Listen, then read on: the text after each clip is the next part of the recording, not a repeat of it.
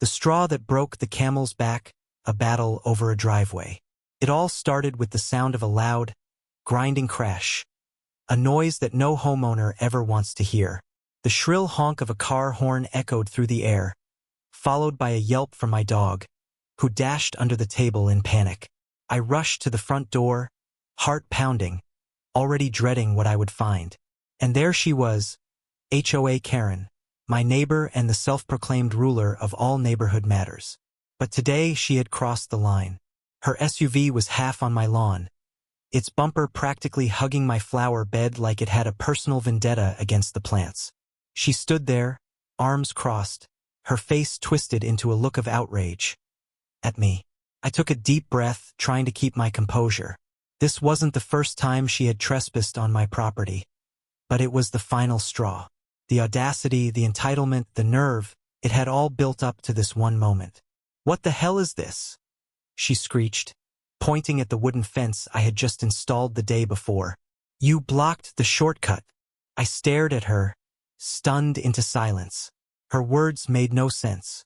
My driveway, my property. And yet, here she was, acting like I had somehow wronged her. I didn't have time for this. "Karen, this is my driveway, not a public road. You have no right to drive through here." But Karen, being Karen, had a comeback ready. "That's ridiculous. The HOA allows it. This is the fastest way out of the neighborhood, and you're making my life more difficult," she huffed, waving her hand dismissively. I resisted the urge to laugh. I had been dealing with Karen for months now. I tried everything, cones, gates, even sending footage to the HOA. But nothing seemed to matter. No one took me seriously. The HOA treated her like she was some untouchable neighborhood queen. She always got what she wanted. But today was going to be different. Why the shortcut wasn't worth it. For the past few months, I had done everything in my power to stop Karen from using my property as her personal shortcut. The first time she drove through, I didn't say much. After all, she was a neighbor, and I didn't want to start any drama. But when she started tearing up my gravel path, speeding through like she was late for an appointment, I started noticing the damage. The problem wasn't just about the driveway, it was about respect. My property, my rules. It wasn't until I put up cones to block her car that the real issues began. She simply moved them. Then I installed a small gate to keep her out, and she knocked it over without a second thought. I knew this wasn't a misunderstanding. It was a blatant act of disrespect. And when I reported her to the HOA, I was met with shrugs and excuses. "Karen's been here forever. We can't just change things now." That's when the frustration really hit. How had it come to this? Why was my property being treated like an extension of the community, while I had to sit idly by, watching someone damage what I had worked hard for? The final decision, a fight for control. But things were about to change. I had tried every logical approach, and the HOA was clearly too spineless to back me up. It wasn't just about the driveway anymore, it was about taking control.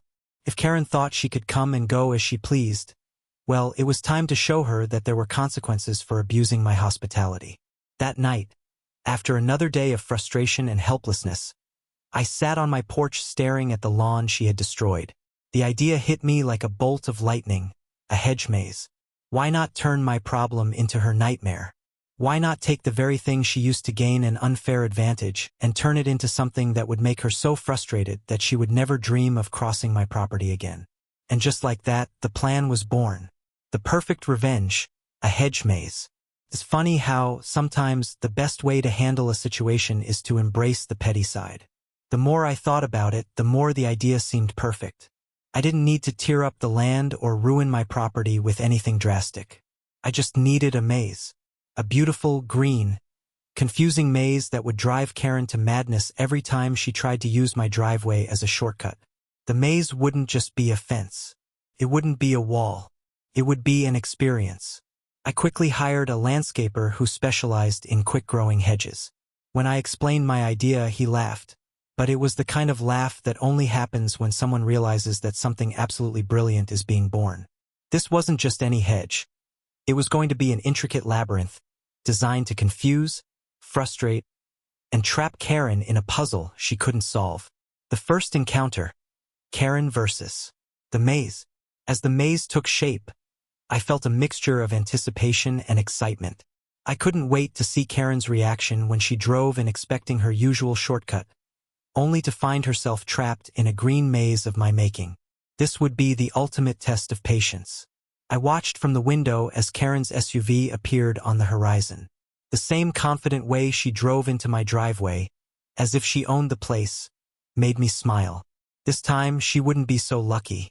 The minute she drove in, she would realize that this was no ordinary driveway. Karen's first encounter with the maze trapped in her own game. The next few days were filled with construction noise and the scent of freshly cut greenery. The landscaper worked tirelessly, planting dense rows of Japanese boxwoods, a hardy shrub known for its fast growth and resilience. As each hedge was placed, the maze began to take shape. At first glance, it seemed like an innocent row of bushes. But to anyone who tried to use my driveway as a shortcut, it would quickly turn into a frustrating dead-end nightmare. I spent hours imagining the look on Karen's face when she drove in, expecting a simple shortcut only to find herself trapped in a maze of towering hedges. The maze wasn't just a physical obstacle, it was a metaphor, a barrier between her entitlement and my personal space. Every twist, every turn, every dead end would force her to confront the reality of her overbearing behavior. Couldn't wait. The moment of truth. The maze opens for Karen. The day finally arrived. The hedge maze was nearly complete, though still growing.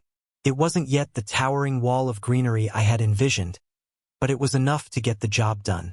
It was designed with just the right balance, enough confusion to trap someone without making it too impossible to escape. I was sitting at the kitchen table when I heard the unmistakable hum of Karen's SUV rolling down the street. There it was, the moment I had been waiting for. I could almost hear her thoughts. Just another shortcut. But this time she would be in for a surprise.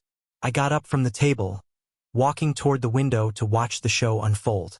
I didn't even need to go outside. I knew exactly what was going to happen, and I was going to enjoy every second of it.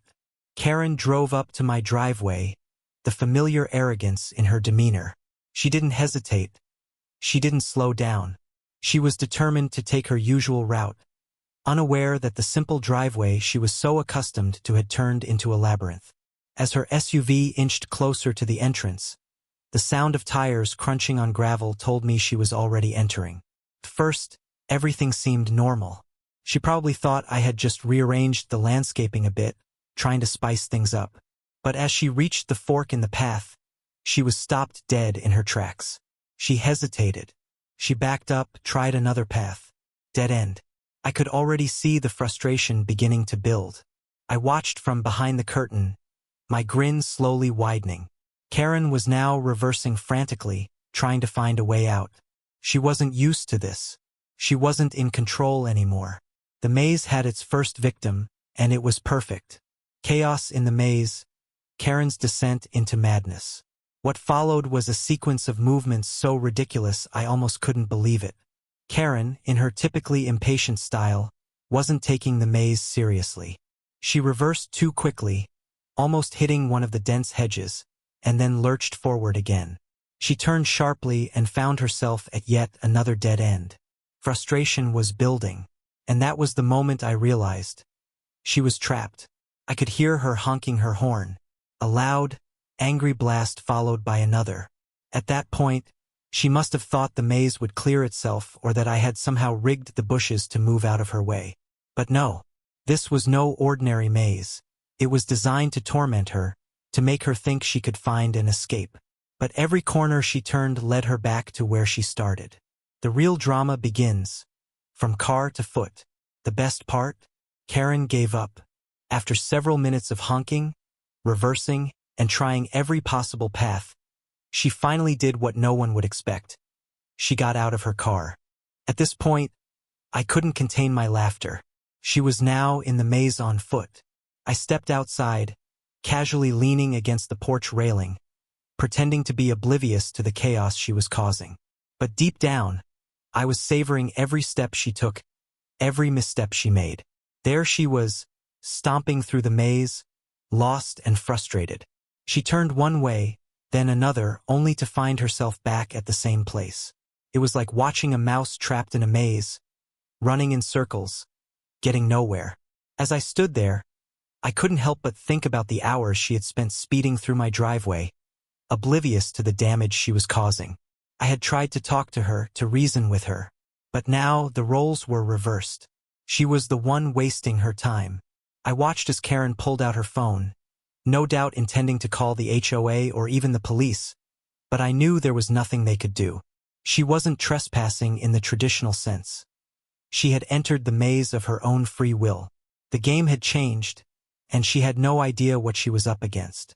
The sweet victory, Karen's breakdown. After about 10 minutes of circling the maze like a confused squirrel, Karen finally found her way out. She stormed out of the hedge maze, hair a mess, face flushed with anger. As soon as she spotted me, she stormed over, her finger pointing at me like I was the one who had committed some crime. "This is harassment," she hissed, her face contorted with rage. "Harassment?" I raised an eyebrow, pretending to be clueless. "Harassment? I didn't force you to drive into the maze, Karen. That was all you." Her eyes burned with fury, and she let out a frustrated growl. "You know exactly what you did. This is abuse of landscaping." I laughed under my breath, unable to contain myself. "Abuse of landscaping? That's a new one." I shot back, savoring her reaction. But even though Karen had failed, I knew this wasn't over. She wasn't the type to give up easily. She would fight back, twist the situation in her favor, and try to manipulate the HOA into siding with her once again. But this time she was in for a surprise. I was prepared for whatever came next. The aftermath, the HOA's involvement and Karen's escalation. True to form, the HOA didn't waste any time siding with Karen. I received an official email complaining about the unauthorized hedge maze, claiming it was obstructing the flow of traffic in the neighborhood. The HOA, in their typical lackluster fashion, tried to dress up their bias in official language, but I wasn't fooled. I wasn't going to back down this time. My response was simple and firm. I explained that the maze was on my private property, fully compliant with city zoning laws, and had been designed as a decorative feature. I even attached a statement from my lawyer, making it clear that the HOA had no jurisdiction over my land. But despite all of this, Karen wasn't done yet. She escalated things, hiring a landscaper to remove the maze. This, of course, was a big mistake. When her hired workers showed up, they quickly realized that they couldn't do anything without my permission. Karen's authority had limits, and I was more than happy to remind her of that. Karen, however, was determined to take matters into her own hands, even going so far as to try and destroy the maze herself. But she was no match for the legal boundaries I had set. The final showdown, Karen's last desperate move. As expected, Karen wasn't going to let go of her self-righteous vendetta so easily. After all, she had spent years terrorizing the neighborhood with her entitled attitude. Losing her shortcut was more than just a minor inconvenience to her. It was an affront to her long-standing sense of superiority. Her ego couldn't handle that. The next morning, I was out on my porch with a cup of coffee, enjoying the quiet peace that followed her failed attempts at navigating my hedge maze. I should have known better than to think it was over. The knock on my door was inevitable. I knew what it meant. Karen was back for more. When I opened the door, there she stood, arms crossed, smirk firmly in place, and next to her, the HOA president, Mr. Dunlap, a frail man in his 60s with the demeanor of someone who had long ago given up on any semblance of common sense. He carried a clipboard, and Karen looked like she had already won. I could feel the weight of her victory in the air. "Mr. Walker?" Dunlap started, clearing his throat. "We need to have a discussion about your landscaping choices." He looked at me with feigned politeness, trying to mask the tension in his voice. I leaned against the doorframe. Discussion or another attempt at forcing me to take down my maze? Karen let out a dramatic sigh. "We've given you plenty of warnings. You refused to listen," she said smugly, as though she had been wronged in some way. "The HOA has voted. Your hedge maze is considered an unauthorized obstruction, and we are issuing a formal demand for its removal." I couldn't help but laugh. Unauthorized obstruction? That's interesting because last time I checked, this is my property, not the HOA's. Dunlap shifted uncomfortably. Well, technically, that's true. But the HOA guidelines allow us to enforce regulations that affect the overall flow and safety of the neighborhood. Safety? I raised an eyebrow. You're telling me a hedge maze on my own land is a safety issue? Karen chimed in with her fake concern. Oh, I don't know. Maybe the fact that someone could get lost in it. Or worse, what if emergency vehicles need access? You're creating a hazard. I held up a hand. Let me get this straight. You're worried about an emergency vehicle needing to use my private driveway? That's not how public roads work, Karen. Dunlap's face paled slightly, and I knew he was starting to feel the heat. He looked between me and Karen, clearly trying to find a way to salvage the situation. But there was no escaping it. The hedge maze was legal and Karen was out of line. Without missing a beat, I walked into my house, grabbed a folder, and handed it to Dunlap. His eyes widened as he flipped through the papers. Property zoning laws, city landscaping regulations, and even a formal statement from a lawyer confirming that the maze was fully compliant with the city's ordinances and was legally untouchable by the HOA. His expression shifted from annoyance to something close to fear. He had nothing to stand on. Karen, on the other hand, looked like she had just swallowed a bitter pill. She opened her mouth to protest but realized the argument was lost. You've got 1 week to remove it? Dunlap muttered before turning to leave. His shoulders slumped in defeat. We'll have to review this. I smiled. Take your time. But just so we're clear, if you try to find me over this, I'll be the first to file a harassment lawsuit against the HOA. Dunlap didn't respond. He left quickly, and Karen, humiliated, stormed off, her heels clicking sharply against the pavement. Victory was mine. Karen's desperate gamble a failed attempt. I thought that was the last of it. After all, the HOA had seen the evidence, and there was no legal standing to make me remove the maze. But Karen, the woman who couldn't stand being wrong, wasn't ready to admit defeat. She was about to make her biggest mistake yet. A few days later, I caught sight of her outside again, but this time she wasn't alone. She had hired a landscaper. A truck pulled into the driveway, and 2 workers unloaded their tools. I walked out to investigate. What's going on here? I asked, folding my arms and watching as Karen stood beside the workers, her face filled with an irritating smirk. I've hired professionals to remove this mess, she announced, as if she had orchestrated some great plan. You had your fun, but it's time to be an adult about this. I couldn't help but laugh. You really don't get it, do you? I shook my head. She waved her hand dismissively. Go ahead, boys. Get rid of it. One of the workers hesitated, his confusion apparent. Are you the property owner? Karen's smug expression faltered. She wasn't. I'm the HOA board member, she said. But the landscaper frowned, clearly skeptical. I'm telling you, she's not the owner. I stepped in. I am the owner of this property, and if anyone's going to be removing the maze, it's going to be me. Karen's face turned bright red as the landscaper shrugged and packed up his equipment. She stood there in stunned silence, realizing she had no power. Better get going, Karen, I added, before I call the cops for trespassing. In a fit of fury, she grabbed a pair of hedge clippers from the truck and started marching toward the maze. What she didn't know was that I was ready to catch her in the act. The final straw, Karen's arrest. I pulled out my phone, recording her every move. Go ahead, Karen, I said, smirking. Let's see how much damage you can do before the police arrive. She froze at the sight of my phone. The tension in the air was palpable. For a long moment, she seemed to consider the consequences. Then, with a scream of frustration, she dropped the clippers and stormed back into her house, leaving the landscapers to pack up and leave. Couldn't believe it. She had reached the end of her rope. The hedge maze had done its job. It had trapped her, frustrated her, and now she had nothing left. But as the days went by, Karen's frustration boiled over.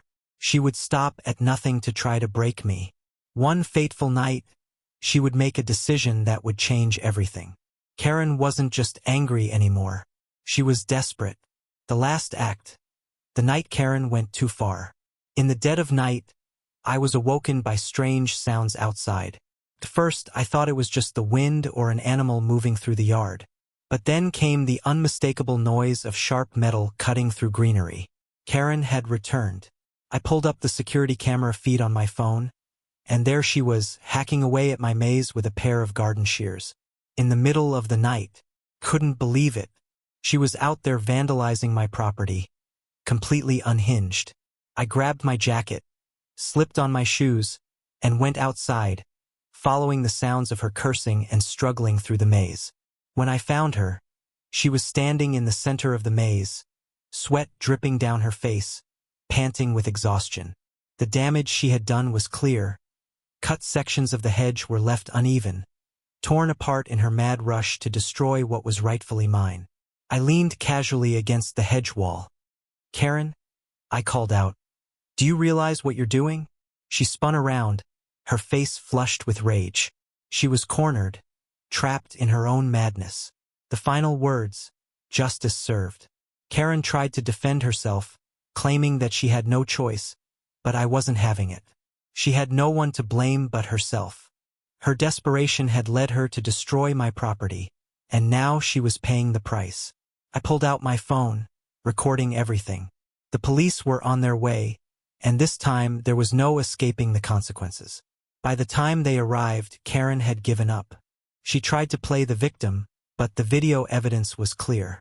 The officers didn't even hesitate. They arrested her for trespassing and property damage. As she was escorted away, I leaned back on my porch, feeling the satisfaction of a battle well fought. Karen had finally met her match. The days that followed were glorious. The HOA, now publicly embarrassed, distanced themselves from her. She was removed from the board, and the neighborhood became peaceful again. As for my hedge maze, it became an unexpected local attraction. What was once a symbol of revenge turned into something that brought joy to the entire neighborhood. The Maze of Doom, as it came to be called, was a hit. And Karen? She disappeared into the shadows, no longer the neighborhood queen she once thought she was. She had been outsmarted, outplayed, and finally shown that actions have consequences. This story is not just about a petty neighborhood dispute. It's about standing up for your property, your rights, and making sure that when someone crosses a line, they face the consequences of their actions. Sometimes the best revenge isn't about fighting back. It's about outsmarting your opponent and making them regret ever challenging you. Let this be a reminder that even when things seem unfair or frustrating, there's always a way to turn the tables. You just have to be creative enough to find it. If you enjoyed this video, don't forget to hit that like button, share it with your friends, and subscribe for more amazing stories and creative content. Your support helps the channel grow and brings more exciting videos your way. Drop a comment below and let us know your thoughts. Have you ever had a Karen moment in your life? We'd love to hear your stories. Thanks for watching, and we'll see you in the next one.